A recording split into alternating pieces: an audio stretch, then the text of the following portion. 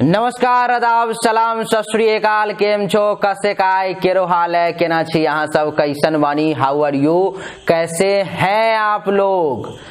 उम्मीद करता हूँ आप लोग बहुत अच्छे होंगे, स्वस्थ होंगे, दुरुस्त होंगे और आपका समय बहुत मजे में बीत रहा होगा। मित्रों, आज का जो हमारा विषय है वो बहुत ही महत्वपूर्ण विषय है, जिसका नाम है काल सर्प दोष। आजकल जन्म कुंडली में जो आधुनिक ज्योतिष हैं वो लोग काल सर्प दोष की चर्चा बड़े ही जोर शोर से कर रहे हैं। अगर आपके जीवन में किसी भी प्रकार की कोई समस्या आती है तो वो लोग कह देते हैं कि आपके कुंडली में काल सर्प दोष है, इस कारण से ऐसा हो रहा है। लेकिन सच्चाई ये नहीं है। अगर आपके कुंडली में काल सर्प दोष भी है और सभी ग्रह मजबूत अवस्था में हैं और सभी ग्रह बली है, तेज है, तो अकेला काल सर्प दोष आपका कुछ नहीं बिगाड़ सकता। लेकिन आज के इस वीडियो में हम काल सर्प दोष पर में चर्चा करेंगे। काल सर्प दोष के कितने प्रकार होते हैं इस पर में चर्चा करेंगे। आज काल सर्प दोष के बारे में आपके मन में जितनी भी भ्रांतियां होंगी और जितना भी शंका होगा वो सब दूर हो जाएगा। मित्रों, काल सर्प दोष, इसमें दो शब्द है, काल और सर्प। राहु का जो नक्षत्र है और उसका जो नक्षत्र स्वामी है, जैसे कि मैं आपको बता देता हूं, राहु का नक्षत्र जो है सो भरणी हुआ और भरणी का जो देवता है वो काल है, और केतु का जो नक्षत्र हुआ वो अश्लेखा हुआ और अश्लेखा के जो देवता हैं वो सर्प हैं। अर्थात राहु और केतु को मिलाकर के काल सर्प हो गया और वही काल सर्प दोष बाद में जाकर के उसका नाम दिया गया, कहा गया। पहले के ज्योतिष शास्त्र में काल सर्प दोष की चर्चा नहीं थी, लेकिन आधुनिक ज्योतिष में काल सर्प दोष की चर्चा बड़े जोर शोर से चल रही है। पहले के कुंडली में अथवा पुस्तक में अगर आप देखोगे तो उसमें सर्प दोष नाम का एक टॉपिक जो है दिया गया है, लेकिन काल सर्प दोष का नहीं दिया गया था। लेकिन अभी वही सर्प दोष को थोड़ा सा विस्तार कर दिया गया और वो काल सर्प दोष के रूप में लोग लेने लगे। काल सर्प दोष जिस व्यक्ति के भी कुंडली में हो जाता है और सभी ग्रहों को वो अगर अपने अंदर ले लेता है, जैसे कि मैं आपको एग्जांपल देता हूं, आप बोर्ड पर में देखें, जैसे कि राहु जो है सो प्रथम भाव में है, राहु केतु हमेशा एक दूसरे से सातवां स्थान में होता है। जैसे राहु अगर एक भाव में हुआ तो 1 2 3 4 5 6 7, तो केतु जो है सो सप्तम भाव में आ जाएगा। अब देखिए, देखने वाली बात क्या है कि राहु और केतु जब यहां पर में हो गया तो सभी ग्रह अगर इस साइड में है, जैसे कि यहां पर में मान लो कि सूर्य है, यहां पर चंद्र है, यहां पर में एवं प्रकार करके सभी ग्रह इसी में है, 9 के 9 ग्रह, राहु केतु के अलावा 7 ग्रह बच गए, तो 7 के 7 ग्रह अगर इसके अंदर में इस साइड अथवा इस साइड आ गया तो वो काल सर्प दोष जो है सो कहलाएगा। यानी कि राहु और केतु अगर सभी ग्रह को अपने जेल में बंद कर ले, अपने रूम में बंद कर ले, अपने लक्ष्मण रेखा के अंदर में बंद कर ले, तो वो काल सर्प दोष जो है सो कहलाएगा। जैसे कि अभी राहु प्रथम भाव में और केतु सप्तम भाव में, तो ये आपके और सभी ग्रह जो है अगर इसके अंदर में है, अंदर में यानी कि या तो लेफ्ट साइड अथवा राइट साइड, तो वो काल सर्प दोष हो गया। लेकिन अब यहां पर मैं समझने वाली बात क्या है वो मैं आपको बताता हूं। जैसे कि इसमें से अगर कोई भी ग्रह, अच्छा, इसमें जो है अगर प्रथम और सप्तम भाव में अगर राहु केतु रहेगा तो ज्यादातर कुंडली जो है सो काल सर्प दोष से जो है सो वो मुक्त नहीं हो पाती। वो जैसे कि मैं आपको बताता हूं कि राहु जैसे प्रथम भाव में और केतु सप्तम भाव में है, और इससे बाहर अगर कोई ग्रह इससे बाहर निकल गया तो वो कुंडली काल सर्प दोष से मुक्त हो गई, उसमें काल सर्प दोष जो है सो नहीं रहा। अब हम चर्चा करते हैं कि काल सर्प दोष अगर आपके कुंडली में हो जाता है तो क्या क्या दिक्कत आ जाती है। जैसे कि वैसे भी राहु के बारे में ऐसी धारणा है कि वो जिस घर में भी चला जाए उस घर को वो एक तरह से नष्ट ही कर देता है, उसके प्रभाव को जो है सो समाप्त ही कर देता है। वो चाहे अच्छा हो बुरा हो, जैसे आय का घर है तो वो आय को ही समाप्त कर देगा, भाग्य का घर है तो भाग्य का ही नाश कर देगा, संतान के घर में है तो संतान का ही नाश कर देगा। इस प्रकार से राहु की स्थिति है। लेकिन इसमें भी एक सोचने और समझने वाली बात है कि ये एक धारणा है जो कि ये भी गलत है, ये भी मिथ्या है, ऐसी बात नहीं है। राहु कभी कभी हमारे कुंडली में ऐसा भी देखा गया है कि बहुत अच्छा फल देता है, बहुत अच्छा परिणाम देता है, लेकिन अब वो किस स्थिति में है उस बात पर में वो डिपेंड करता है। आइए ज्यादा समय को बर्बाद ना करते हुए हम फटाफट जान लेते हैं कालसर्प दोष को। कालसर्प दोष अगर हमारे कुंडली में है तो हमारे जीवन के प्रत्येक कार्य में लगभग विफलता प्राप्त होती है। हम प्रयास कितना भी कर लें, कितना भी कोशिश कर लें, लेकिन हम सफल नहीं हो पाते। इसके लिए हमें कालसर्प दोष की शांति भी करवानी पड़ती है। तो अभी इस कुंडली में हम जानेंगे कि कालसर्प दोष कितने प्रकार के होते हैं और प्रत्येक प्रकार का क्या क्या उपाय होता है वो भी मैं आपको बताऊंगा। तो कालसर्प दोष जो है सो 12 प्रकार के होते हैं, यानी कि कालसर्प दोष के प्रकार हो गए 12, यानी कि 12 प्रकार हो गए। और अब कैसे हम कालसर्प दोष का प्रकार निकालेंगे, जैसे कि मैं आपको बता दूं, मैंने इसमें सभी ग्रह नहीं लिखे हैं, केवल आपको कालसर्प दोष समझा रहा हूं। जैसे कि प्रथम भाव में अगर राहु है तो ये तय है कि केतु सप्तम भाव में होगा, क्योंकि 7वें घर में राहु एक दूसरे से सप्तम भाव में होता है। तो अगर प्रथम भाव में अगर राहु हुआ तो उस कुंडली में अनंत कालसर्प दोष हो गया। बहुत सारे लोगों को तो ये पता भी नहीं होता है कालसर्प दोष कितने प्रकार के होते हैं और किस कालसर्प दोष के कारण क्या जो है सो हानि होती है, हमें उठानी पड़ती है। तो प्रथम भाव में जब भी राहु रहेगा तो वो अनंत कालसर्प दोष होगा, ये तय है। और क्या करेगा, इसका जो बुरा परिणाम है वो ये है कि प्रथम भाव में जब भी राहु रहेगा और केतु सप्तम भाव में और कालसर्प दोष है कुंडली में, तो वो व्यक्ति जो है सो कपटी हो जाएगा, दुष्ट बुद्धि हो जाएगा, झूठ बोलने वाला हो जाएगा, लंपट हो जाएगा, वो प्रायः जो है षड्यंत्रों में ही फंसा रहेगा। कोर्ट कचहरी का उसको चक्कर जो है ज्यादा लगाना पड़ता है और शारीरिक विकास भी जिस प्रकार से होना चाहिए, मेंटली जो स्ट्रांग होना चाहिए वो नहीं हो पाता है। और वो जितना परिश्रम करता है उस परिश्रम के हिसाब से उसको जीवन में कभी भी फल की प्राप्ति जो है सो नहीं होती है। तो ये हुआ प्रथम भाव का अनंत कालसर्प दोष, जो मैं यहां पर मैं लिख भी देता हूं आपको। इस कालसर्प दोष का नाम हुआ अनंत कालसर्प दोष।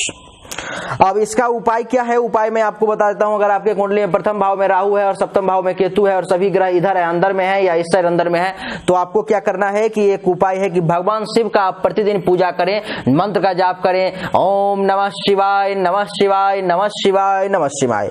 और दूसरा जो है सो ओम भ्रांग भ्रींग भ्रौंग भौम शह राहवे नमः, ओम भ्रांग भ्रींग भौम शह राहवे नमः। इस मंत्र का दैनिक जो है एक माला हकीक के माला पर में जाप करें और कालसर्प दोष की जल्द से जल्द शांति करवाएं, आपके लिए अच्छा रहेगा।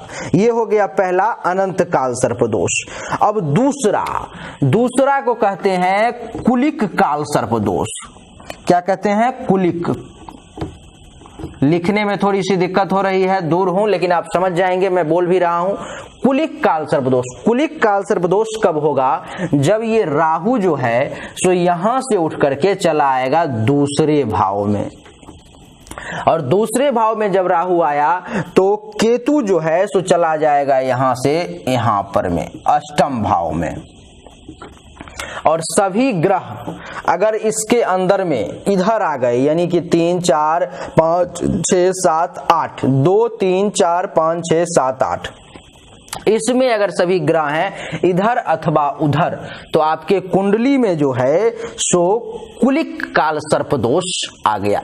दूसरा भाव में जब भी राहु रहेगा और अष्टम भाव में केतु रहेगा तो आपके कुंडली में कुलिक कालसर्प दोष जो है आ जाएगा।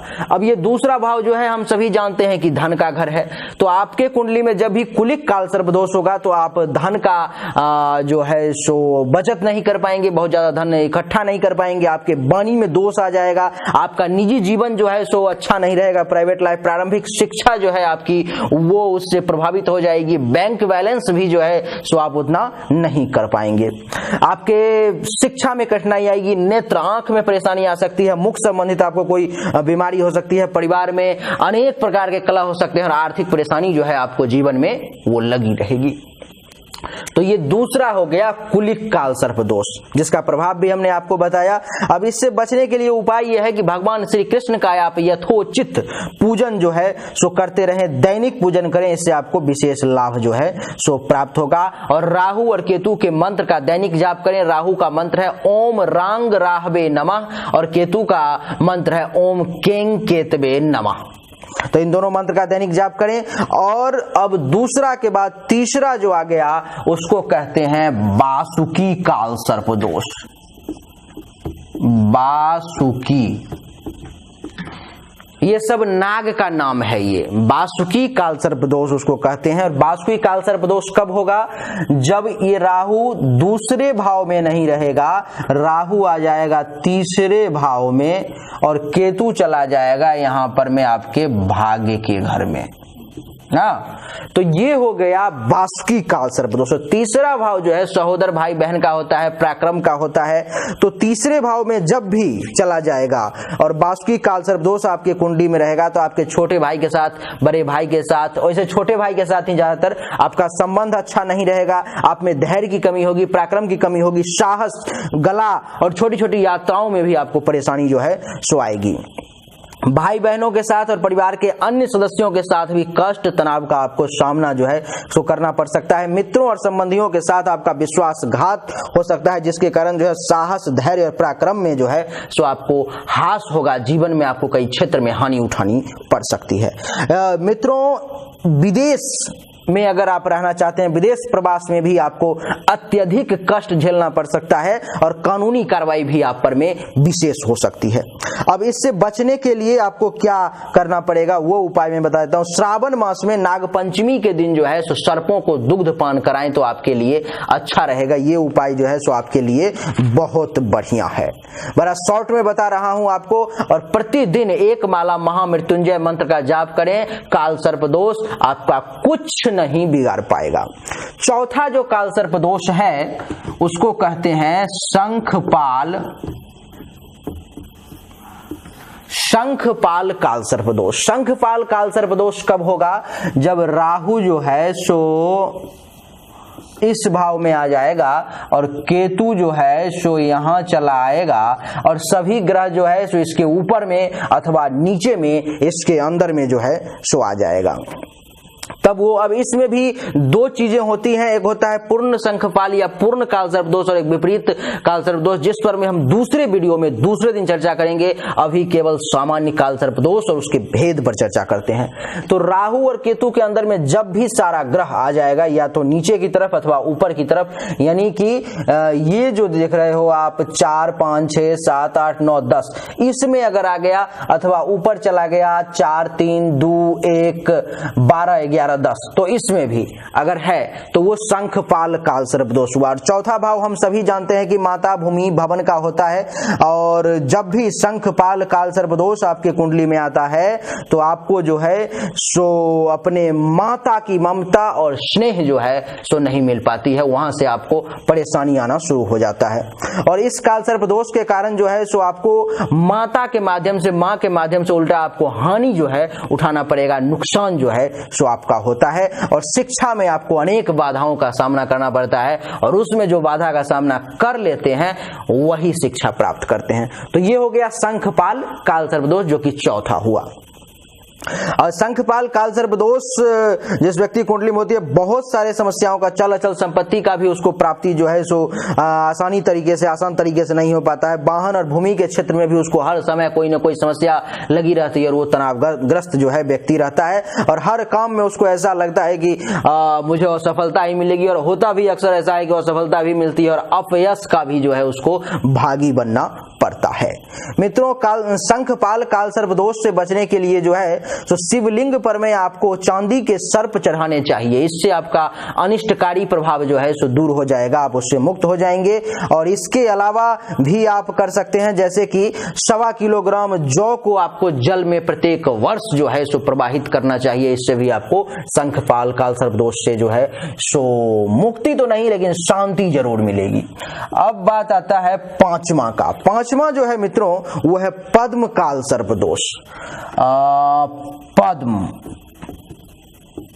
पद्म काल सर्प दोष। अब पद्म काल सर्प दोष कैसे होगा? राहु जो है सो पंचम भाव में आ जाएगा और केतु जो है यहां से एक और बढ़ जाएगा, ये चला जाएगा एकादश भाव में। ये हो गया पद्म काल सर्प दोष। और पांचवा जो घर है हमारा, हम सभी जानते हैं कि ये विद्या बुद्धि और संतान का घर है। तो विद्या बुद्धि और संतान का घर होने के कारण जो है सो आपको ये डिस्टर्ब करेगा शिक्षा के क्षेत्र में। उच्च स्तरीय शिक्षा आपको ये नहीं प्राप्त करने देगा अगर आपके कुंडली में पद्म काल सर्प दोष है तो।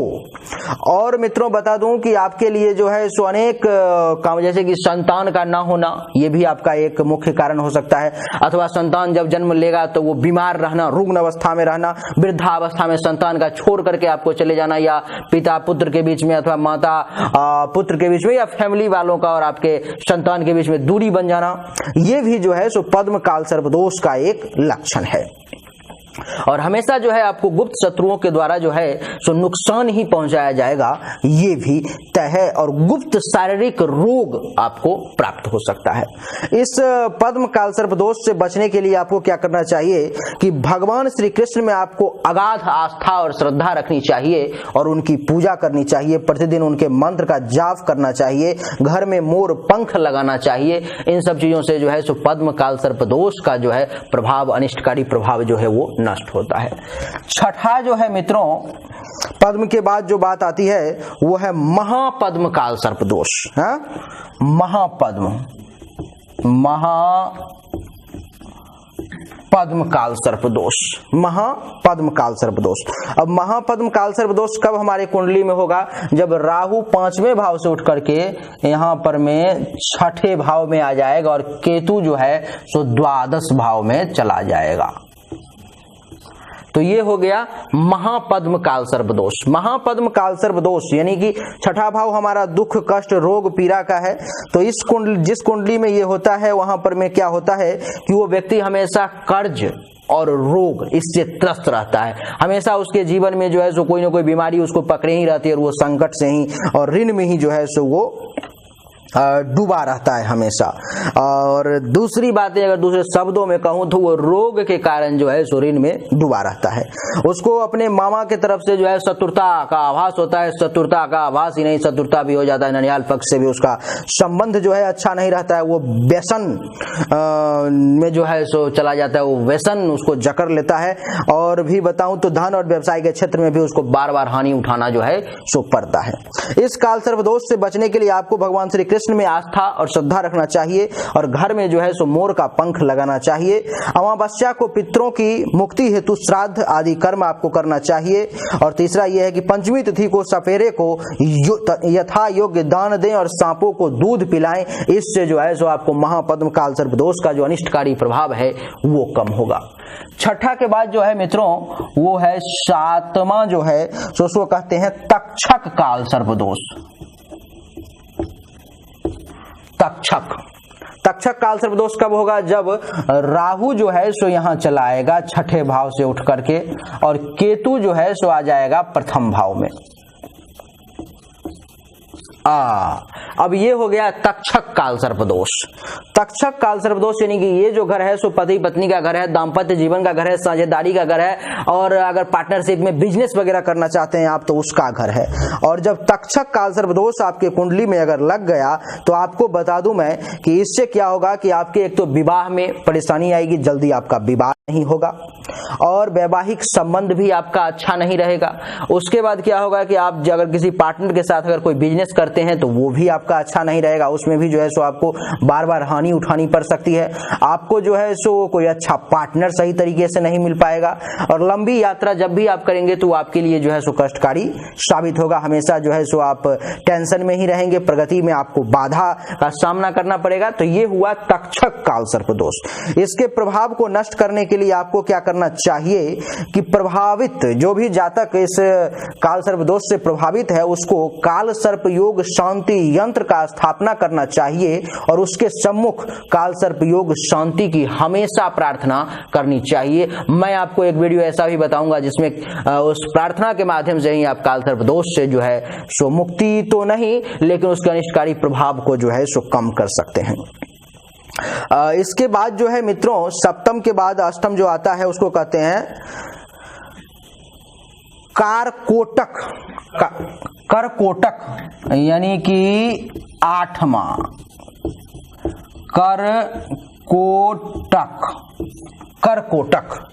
करकोटक काल सर्प दोष। करकोटक काल सर्प दोष अब कब होगा?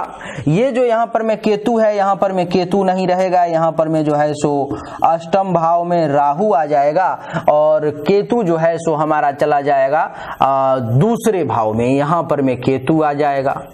हाँ, तो ये जो है सो करकोटक काल सर्प दोष हो गया। अब आप देख लें कि अष्टम भाव जो है सो हमारा जीवन का है, मृत्यु का है, संकट का है, ऋण का है और इन सब चीजों का ये जो है सो है। तो अगर आपके कुंडली में करकोटक नामक काल सर्प दोष है तो आपको जीवन का हमेशा खतरा बना रहेगा, आपको बार बार परेशानी आएगी, आपकी आयु जो है सो लंबी नहीं हो पाएगी, आपके जीवन में परेशानी बाधाओं का जो है सो सिलसिला हमेशा चलता ही रहेगा, भाग्य में जो है सो उन्नति सही तरीके से नहीं हो पाएगी। नौकरी व्यवसाय के क्षेत्र में आप जो चाहेंगे कि हमको जल्दी सफलता मिल जाए, ज्यादा प्रमोशन जल्दी हो जाए, वो नहीं हो पाएगा। आप जो है सो पैतृक संपत्ति प्राप्त होने में आपको परेशानी आएगी और संकट जो है हमेशा आपको बना रहेगा। इन सब चीजों का जो है सो आपको प्रभाव आपके जीवन पर में हमेशा रहेगा और आपको जो है सो हमेशा अपने मित्रों के द्वारा जो है छला जाएगा, घात किया जाएगा और आपको हमेशा हानि ही उठानी पड़ेगी। इससे बचने के लिए जो उपाय है मित्रों वो ये है कि रुद्राक्ष की माला पहने आप और काल सर्प योग शांति यज्ञ करवाएं। इससे आपको जो है सो अपेक्षित लाभ मिलेगा। इससे जो है सो आपकी कुंडली से जो काल सर्प दोष है उसका अनिष्टकारी प्रभाव जो है सो वो कम हो पाएगा। आठवां के बाद जो मित्रों नौवां आता है, इससे नीचे दिखाई दे रहा है, नौवां जो आता है उसका नाम है शंखचूड़ काल सर्प दोष।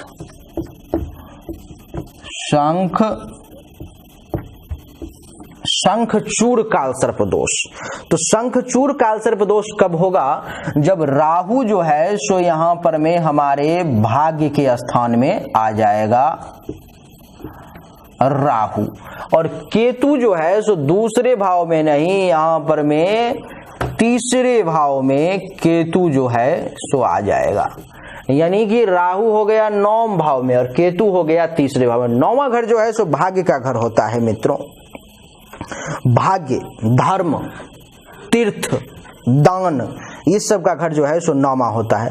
तो अगर आपके कुंडली में नौवें भाव में राहु है और केतु तीसरे भाव में है तो आपके कुंडली में शंखचूड़ काल सर्प दोष हुआ और शंखचूड़ काल सर्प दोष के कारण जो है सो आपका भाग्योदय देरी से होगा। आपका पिता के साथ संबंध थोड़ा कम अच्छा रह सकता है। तीर्थ में जो है सो आपको मजा नहीं आएगा, तीर्थ आप नहीं कर पाएंगे। धार्मिक भावनाओं को आप बहुत ज्यादा जो है सो ग्रहण नहीं कर पाएंगे। पिता की ओर से भी आपको सुख समृद्धि जो है सो बहुत ज्यादा प्राप्त नहीं हो पाएगा। इसके अलावा शासन सत्ता की ओर से भी आपके लिए कोई ना कोई समस्या जो है हमेशा बनी रहेगी और अनेक संघर्ष करने के बाद जो है आपको सुविधा और सफलता जो है सो प्राप्त होगी। और आपको बता दूं कि अपने पिता, पारिवारिक बुजुर्गों अथवा शासन सत्ता के अधिकारियों के साथ आपका मतभेद जो है हमेशा बना रहेगा और समस्याओं और तनाव का जो है आपको हमेशा सामना करना पड़ेगा। तो ये हुआ आपका शंखचूड़ काल सर्पदोष। इससे बचने के लिए आपको क्या करना चाहिए कि अपने घर के मुख्य द्वार पर में चांदी का स्वास्तिक लगाना चाहिए। इससे आपके इसके अनिष्टकारी प्रभाव कम होंगे और आपका संबंध अपने परिवार वालों के साथ, पिता के साथ, पारिवारिक बुजुर्गों के साथ जो है सो अच्छा रहेगा। और इसके अलावा आप दैनिक रूप से महामृत्युंजय मंत्र का भी जो है जाप कर सकते हैं। 10वां के बाद जो मित्रों 11वां है पातक काल सर्प दोष। पातक काल सर्प दोष। तो पातक काल सर्प दोष कब होगा? जब राहु जो है सो यहां पर में हमारे 10वें भाव में आ जाएगा, यानी कि यहां आ जाएगा राहु और केतु आ जाएगा हमारे 4थे भाव में यहां पर में, यानी कि जहां राहु लिखा हुआ उसको मिटा देते हैं और यहां पर में लिखते हैं केतु। अब इस कुंडली में अगर राहु केतु के अंदर में सभी ग्रह हैं तो ये पातक नामक काल सर्पदोष जो है सो आपकी कुंडली में आ गया। अब 10वां जो घर होता है मित्रों वो होता है पिता का, राज्य का, व्यवसाय का। और बता दूं आपको कि पिता, राज्य, व्यवसाय और भी आपका पुश्तैनी चीजें जो आपको प्राप्त होने वाली है उन सब चीजों का घर जो है सो 10वां होता है। तो आपके कुंडली में अगर पातक नामक काल सर्पदोष है तो आपको जो है सो व्यवसाय, आजीविका, मान प्रतिष्ठा, पिता के साथ संबंध, इन सब में जो है सो कमी देखने को मिलेगी। पूर्ण सफलता जो है आपको प्राप्त करने के लिए अकल्पनीय कठिनाइयों का जो है आपको वो सामना करना पड़ेगा।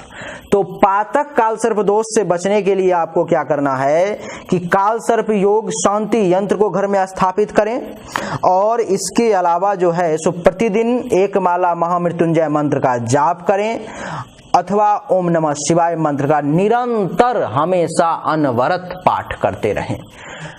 10वां के बाद जो 11वां आता है मित्रों वो आता है विषाक्त काल सर्पदोष। मैं इसको यहां पर मैं लिख देता हूं। 11वां में हो गया आपका विषाक्त काल सर्पदोष 11वां। अब विषाक्त काल सर्पदोष कब होगा? जब राहु जो है सो 11वें भाव में चला जाएगा, यानी कि हमारे लाभ के घर में राहु जो है सो आकर के बैठ गया। राहु और केतु जो है सो चला आएगा 1 2 3 4 5 6 7, यानी कि 5म भाव में केतु जो है सो चला आएगा। केतु आ गया हमारा 5वें भाव में। तो ये हो गया विषाक्त काल सर्पदोष। अब विषाक्त काल सर्पदोष का मतलब हुआ कि हमारा 11वां भाव जो है सो आय का है, लाभ का है, हमारे बिजनेस में जो है सो उन्नति का है, इन सब का घर जो है सो ये एकादश भाव है, पुरस्कार का घर है, ये धन, विशेष धन लाभ का घर है ये।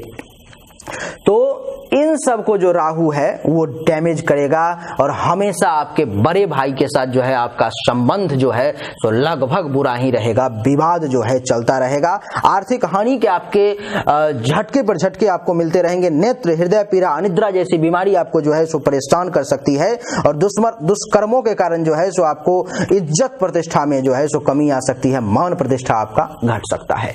तो इसके लिए क्या उपाय करना है आपको कि राहु केतु का जो दान होता है, राहु केतु संबंधित जो दान है वो आपको बार बार करते रहना चाहिए। जैसे कि गोमेद का दान करना चाहिए, आपको लाजवर्त का दान करना चाहिए, आपको जो है सो लहसुनिया का दान करना चाहिए, काला कपड़ा का दान करना चाहिए। इन सब का जो है आपको दान जो है सो करते रहना चाहिए राहु केतु का। और लगातार 11 शनिवार पीपल पर में शिवलिंग चढ़ा करके जल अर्पित आपको करना चाहिए। इससे भी जो है सो विषाक्त काल सर्प नामक जो दोष है उसके प्रभाव में कमी आएगी। अंतिम, लास्ट बट नॉट लिस्ट, अंतिम जो है सो शेष नाग काल सर्पदोष। आपको शेष नाग काल सर्पदोष शेषनाग काल सर्पदोष अब कब होगा, वो बड़ा सिंपल है, समझने की बात है, इसमें कोई ज्यादा घबराने वाली बात नहीं है, लेकिन इसका परिणाम जो है सो घबराने वाला होता है। तो शेषनाग काल सर्पदोष कब होगा, जब हमारे 12वें भाव में राहु होगा, और 12वें भाव में जब राहु होगा तो केतु जो है सो 6ठे भाव में आ जाएगा, यानी कि यहां पर में आ गया, सॉरी, तो केतु जो है सो 6ठे भाव में आ गया और राहु चला गया 12वें भाव में। और हम सब जानते हैं कि 12वां जो भाव है सो है व्यय का, खर्च का, हानि का, दंड का। तो क्या होगा कि राहु के इस घर में जो है सो बैठने के कारण आपको जो है सदैव गुप्त शत्रुओं से जो है सो भय रहेगा, आपका पैसा फालतू का बहुत ज्यादा खर्चा होगा, अकारण लड़ाई झगड़े में आप फंसते रहेंगे, आपको किसी न किसी कारण से जो है सो बिना मतलब का भी दंड जो है सो मिलता रहेगा। और बता दूं तो आपको तीव्र संघर्ष के बाद जो है जीवन में सफलता की प्राप्ति होगी। तो ये काल सर्पदोष 12 प्रकार के हुए। अब इसका उपाय भी बता देता हूं आपको, जैसे कि सोमवार के दिन आपको प्रत्येक वर्ष कम से कम 2 बार सोमवार के दिन जो है रुद्राभिषेक करवाना चाहिए। इसके अलावा और भी है कि पंचमी तिथि का व्रत भी करना चाहिए आपको, इससे भी आपके शेषनाग नामक काल सर्पदोष में जो है सो कमी आएगी, अनिष्टकारी प्रभाव जो है उसका वो जाएगा। तो मित्रों ये थे 12 प्रकार के काल सर्पदोष जो हमने आपको बताए। अभी तक हमने YouTube पर में ऐसी कोई वीडियो नहीं देखी जिसमें कि 12 प्रकार के काल सर्पदोष के बारे में किसी ने बताया हो, काल सर्पदोष पर में ही भी विशेष प्रकाश डाला हो। एक छोटा सा लाइन कोई भी, मैं देख रहा हूं कि एस्ट्रोलॉजर आजकल कह देते हैं कि काल सर्पदोष है तो असफलता मिलेगी आपके जीवन में, समस्त समस्याओं का जो मूल कारण है वो काल सर्पदोष ही है, लेकिन ये सच्चाई नहीं है। तो आज हमने काल सर्प के प्रत्येक प्रकार आपके सामने रखे, उसके पोल खोल दिए हमने। आपको अब कोई ठग नहीं सकता, आपको अब कोई मूर्ख बेवकूफ नहीं बना सकता। अब आप निश्चित रूप से काल सर्पदोष को जो है पूर्ण रूप से समझ गए होंगे। तो मित्रों उम्मीद करता हूं कि आपको ये वीडियो पसंद आया होगा, हमारी मेहनत आपको पसंद आ रही होगी। और अगर आपको पसंद आई तो इस वीडियो को लाइक करें, अपने सभी फ्रेंड के साथ व्हाट्सएप पे, फेसबुक पे, इंस्टाग्राम पे, ट्विटर पे शेयर करें। और आपको बता दूं कि कमेंट में लिखे जय राहु देवता, जय केतु देवता और मन ही मन प्रणाम करें। और अगर आप नए हैं, आपने इस चैनल को सब्सक्राइब नहीं किया है, सब्सक्राइब करके इसके बेल आइकन के बटन को दबा लें। एक बार फिर से आप सभी का बहुत बहुत धन्यवाद। Thank you so much. जय हिंद, वंदे मातरम, जय शंभू नारायण।